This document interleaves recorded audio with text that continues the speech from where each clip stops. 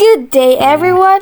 Welcome to my video presentation for Foundation of Special and Inclusive Education. My name is Isabel P. Borreda, a third-year college student taking up a Bachelor of Secondary Education major in Science. So today we will interview a mother who have given birth to a child with special needs. So let's start!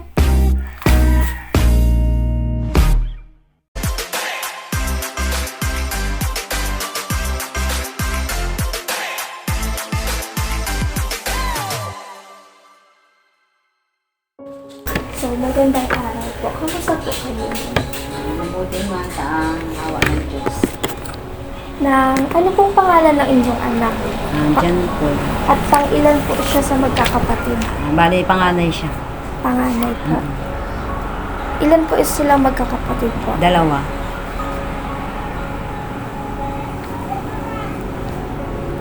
Kailan niyo po nalaman na si John Paul po ay merong special needs? Siya ay 2 taon. 2 years old.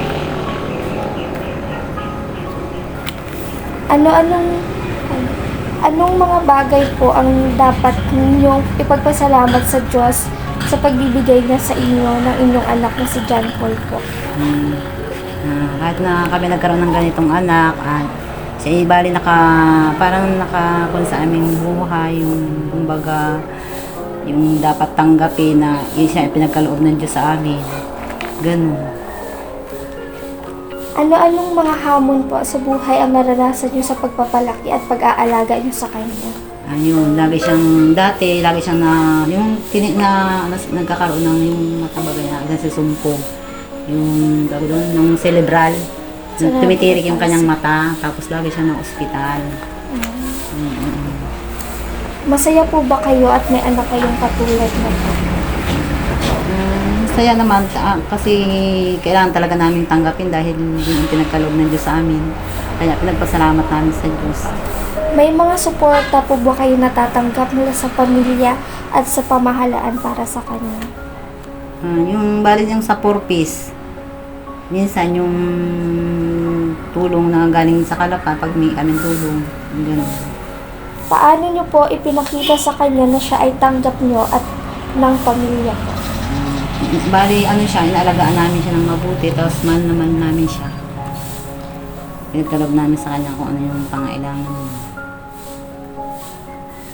May mga pagbabago po ba o pag-unlad na nangyayari habang siya ay inaalagaan niyo? Minsan nakakaintindi siya, na nakakarinig siya, tapos yung pinag-uusapan namin, na laman niya, tapos yung gusto niyang bagay, tinuturo niya. May mga ginawa po ba kayong pagpapagamot o therapy session para sa kanya? Oo, nung sa Kalapan, bali, namin siya sa espesyalista. Kaso lang noon, nagkulang ang budget namin, kaya hindi namin siya na-continue ng pa-therapy. May mga plano po ba kayo para sa kanyang pag-aaral? Meron sana, dati pina-enroll ko siya, kaso, yung parang nahirapan daw ang mga teacher, kaya sa bahay ko na siya naturuan sa abakada, ganun. So, maraming salamat po sa ibinigay niyong oras sa panahon para kayo ay ma-interview at makapanayam. Thank you po. Thank you.